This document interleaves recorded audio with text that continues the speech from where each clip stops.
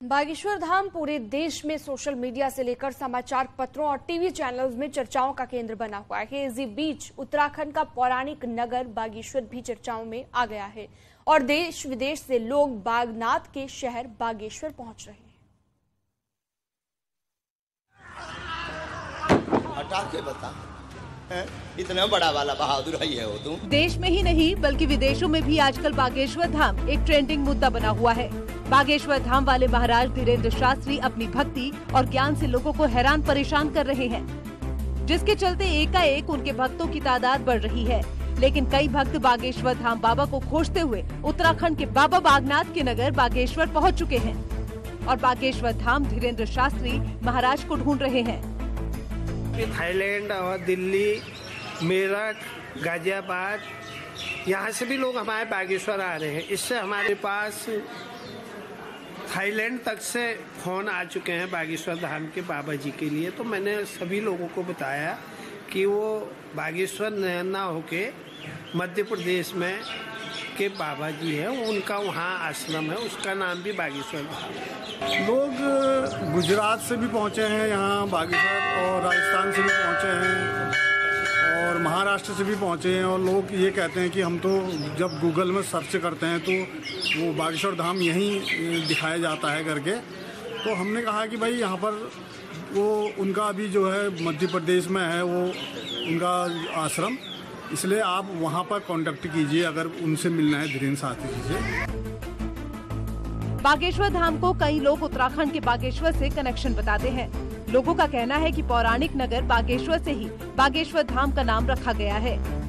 वहीं लोगों में ये भी चर्चा है कि बागेश्वर धाम वाले धीरेन्द्र शास्त्री के पूर्वज उत्तराखंड के बागेश्वर के थे, जिसके चलते उन्होंने अपने आश्रम का नाम बागेश्वर धाम रखा है।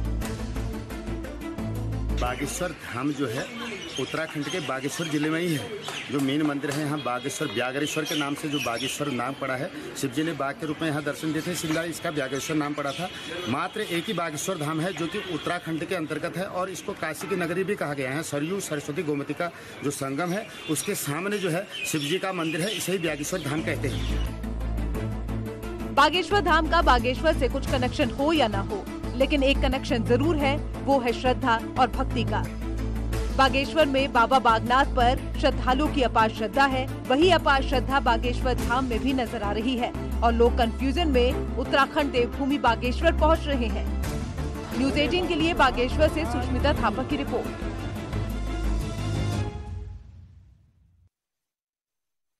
और आगे बढ़ते हैं, आगे आपको बताएंगे जोशीमठ क्षेत्र में पिछले दिनों हुई बारिश के बाद जिला प्रशासन ने प्रभावित क्षेत्रों का दौरा किया, जहां पर राहत भरी खबर अब सामने आ रही है। प्रशासन को कहीं भी नई दरारें नहीं दिखी हैं, जो कि लोगों के लिए एक बड़ी राहत की जानकारी है। चमोली के डीएम का कहना है कि कहीं नई दरारें पड़ती हुई नजर नहीं आई और ऐसी कोई जानकारी भी उनको नहीं मिली है।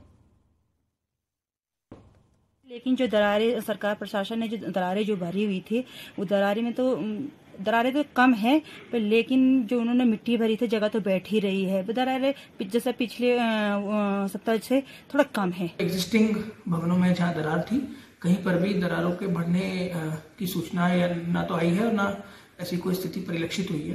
तो हमारी आशा यही है कि जो ठहराव की स्थिति है भूदशा में, वो स्थायी होगी।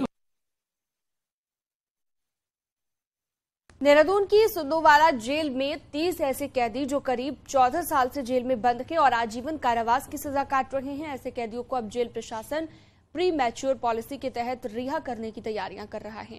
ये वो कैदी हैं जो अपने गुनाह की सजा तो काट रहे हैं, लेकिन उस गुनाह के साथ ही खुद को भी बदल रहे हैं। सजा माफी की योजना का उद्देश्य जेल बंदियों में कारावास के दौरान अनुशासन और सदाचरण सुनिश्चित करना है।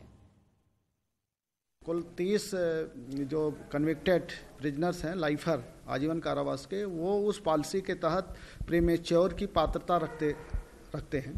उनका सारा जो तथ्यात्मक विवरण है पूरा हम लोगों ने आईजी प्रिजन्स के माध्यम से शासन को प्रस्तुत किया है। उसमें शासन में जो कमेटी है वो उस पर विचार कर रही है। पहाड़ में हमेशा पलायन होता रहा है। हालांकि राज्य बनने के बाद यहाँ कुछ उद्योग जरूर लगे, लेकिन सब्सिडी का पैसा खाकर उद्योगपति भी पहाड़ों से पलायन कर गए। अब इनकी जांच की मांग होने लगी है। रिपोर्ट देखिए।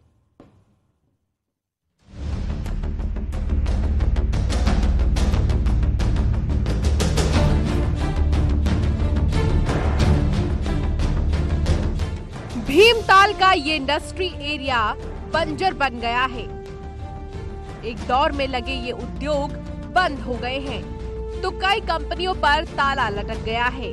पहाड़ में रोजगार के लिए बने इस सिडकुल की हालत इतनी खराब है कि यहाँ झाड़ियां उग गई हैं। कई लोगों ने जमीनों पर कब्जा करके निजी आवास बना लिए हैं तो कुछ ने कब्जा कर होटल बनाकर मुनाफा कमा रहे हैं। हालांकि अब लोग पहाड़ को रोजगार देने के नाम पर हुए इस खेल की जांच की मांग कर रहे हैं।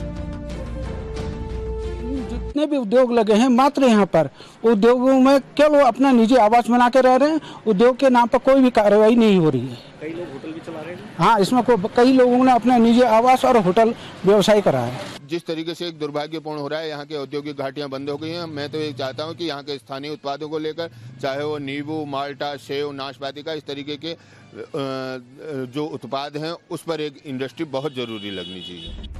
दरअसल भीमताल में 1989 के दौरान औद्योगिक घाटी के रूप में विकसित किया गया था ताकि पहाड़ के नौजवानों को रोजगार मिल सके और पलायन रुक सके। और सिडकुल के लिए किसानों की भूमि को अधिग्रहण कर उद्योगों की स्थापना की थी और उस समय सरकार ने कंपनी मालिकों को सभी संसाधन के साथ सब्सिडी दी, लेकिन उद्योग मालिकों ने सरकार की सब्सिडी हजम कर कंपनी को घाटे में दिखाकर यहां से निकल गए। हालांकि अब सरकार और सिडकुल में पहाड़ से जुड़े उद्योगों को शुरू करने का काम किया जा रहा है।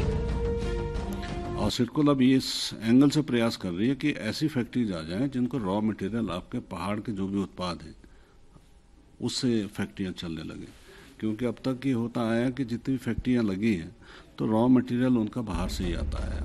बहरहाल राज्य बनने के बाद उद्योग पहाड़ में लगे जरूर, लेकिन वक्त के साथ यहाँ मशीनों की आवाज खामोश हो गई है। हालांकि पहाड़ से जुड़े उद्योगों को इनमें संचालित किया जाए तो रोजगार का सपना फिर पूरा हो सकता है। न्यूज़ 18 के लिए नैनीताल से वीरेंद्र बिष्ट की रिपोर्ट।